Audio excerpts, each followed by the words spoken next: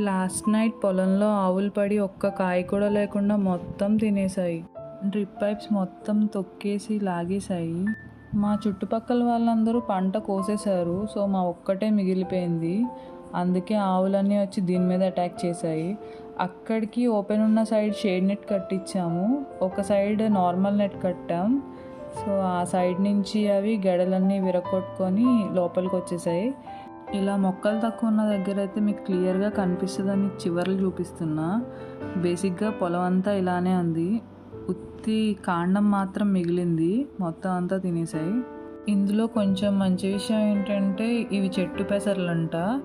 ఇవి first time కాసినవి మొత్తం తినేసినా రెండో కాపు మళ్ళీ వస్తాయంట. సో వాటినైనా జాగ్రత్తగా చూసుకోవాలి. మనకి ఎంతవరకు ప్రాప్తమో అది మాత్రమే మనది. ఈసారికి హాఫ్ దేవుడికి ఇచ్చేసాను, హాఫ్ మనకి. చూడాలి మనకి ఎన్ని పెసలు వస్తాయో.